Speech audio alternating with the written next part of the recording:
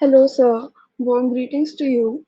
And I'm Shriya Kapoor. My registration number is 19BCT0231. My group members are Anirudh Sharma, 19BCT0166, Harpreet Singh, 19BCT0168, Aditya Sri Sharma, 19BCT0171, and Ishika Goyal, 19BCT0232. We will be explaining the ARM program to keep a track of the positive and negative numbers in an array or to segregate them inside the array. I will be explaining the introduction, and Ishika, Anirudh, and Aditya will explain the code part, and Hatej will explain the output.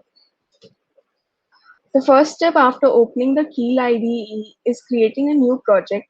So to do so, we click on the new project option and we select new microvision project.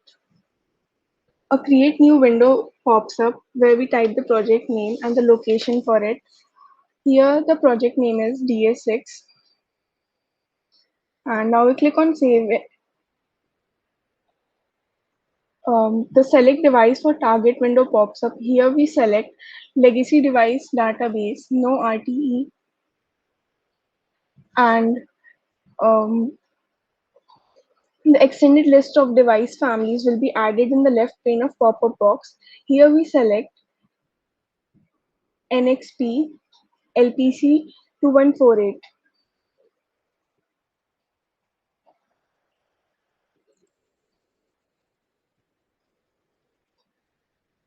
So this will be the processor upon which we will be processing the code. And now we click on OK. Next step is to add startup file, and here we click on yes. The workspace is now ready to write the code for application development. In the source group, we will add the existing. We'll first remove the startup.s because here it's not required, and now we'll add the array.s file where we have written our code. So we click on manage project items and here we click on add files. We select the type of files as ASL. Array.s is the file where we have written the code, and now we click on add and close this box and okay. So now Ishika will be explaining the further code. So this program is an example from where we can access the data from memory and then process it in the ARM processor. We have two parts in this program. One is the data part and the other is the code, which has the logic of the program. So first comes the data part. Area, summary, data, read only. The area directive instructs the assembler to assemble the new code or data section, denotes a separate section in the memory. Summary is the name of the area. Data regions contain only the data and not the instructions. Read only protects the area from getting overwritten by the program code. Then the next line says export array. Export is used to give another files access to symbols in current files. We export the array to use by the other modules. Array DCD, where we initialize the 9 elements.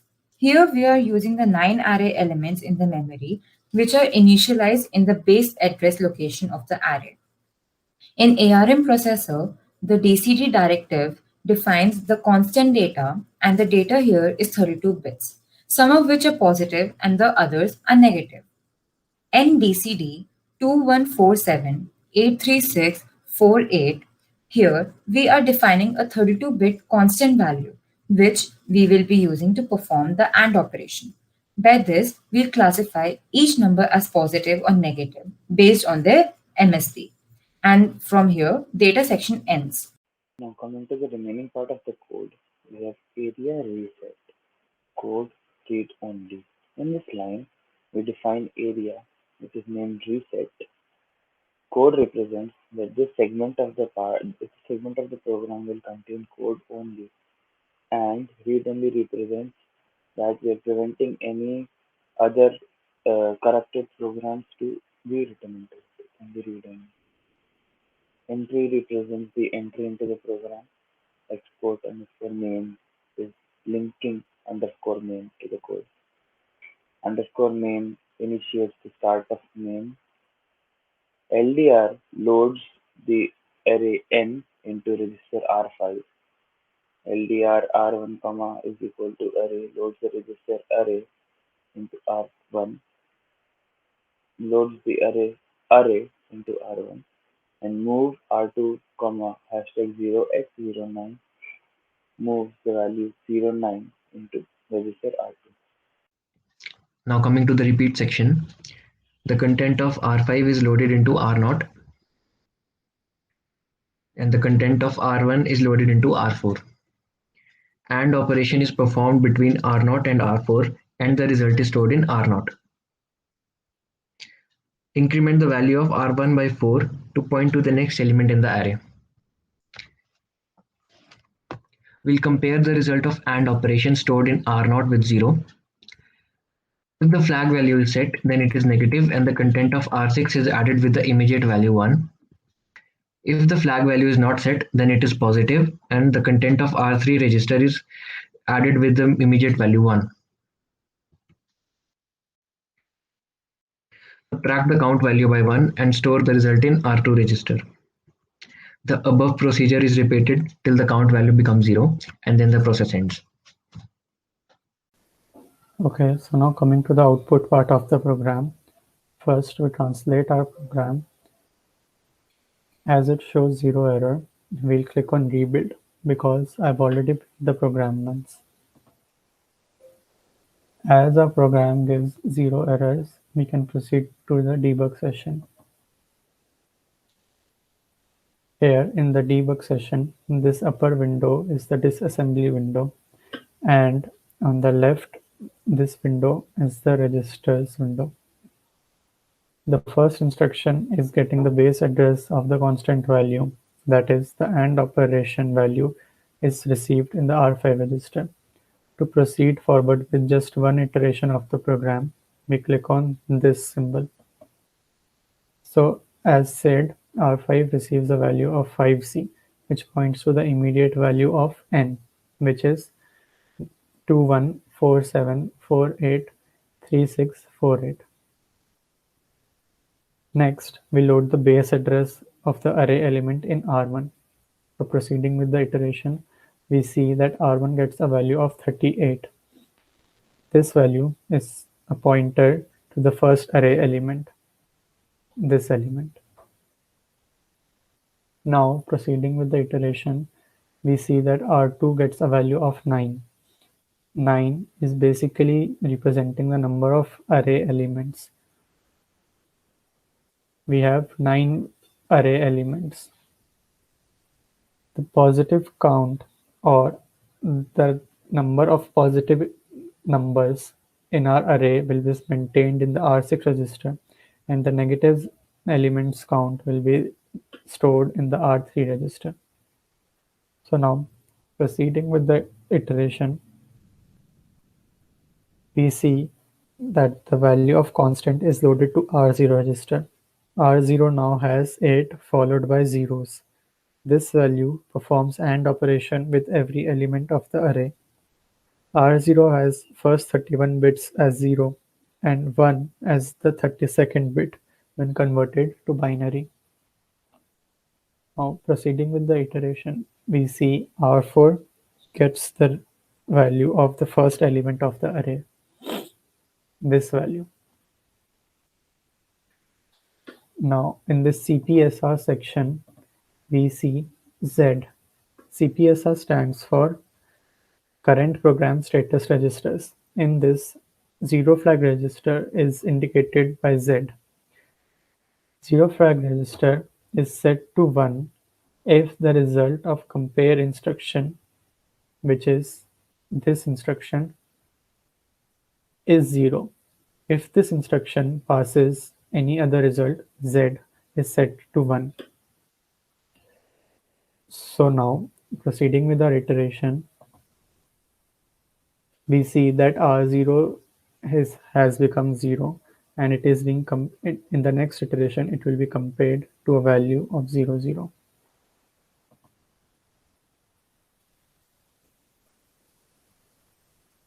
Here, since Z is still 0, it means that the first number of our array was positive, which is visible. Now R1 has incremented from 38 to 3C. This is because R1 gets incremented by 4 to point to the next array element. Moving forward with our iteration, we see that Z has become 1 because our second element is a negative integer.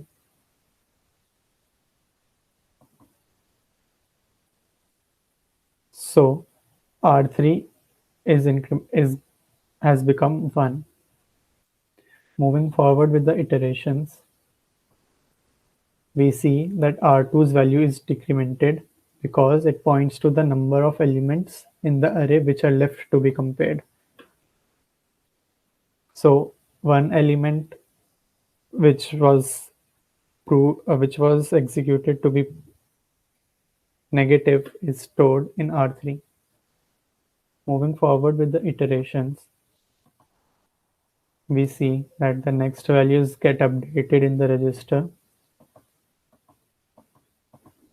and the value of R2 decreases as the program proceeds forward.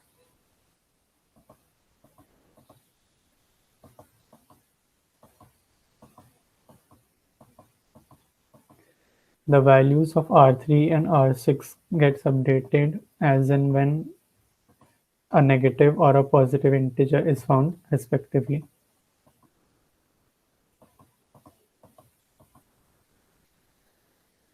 At this point, we see that only 4 elements of the array are still left to be compared.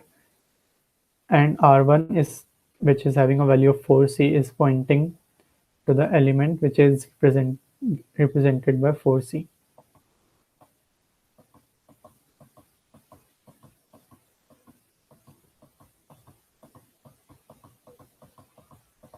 Likewise, moving forward.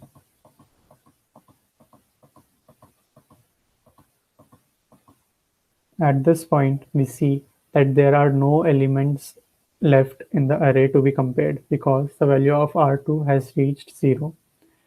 Now we can see that the value of R3 is 5 and the value of R6 is 4.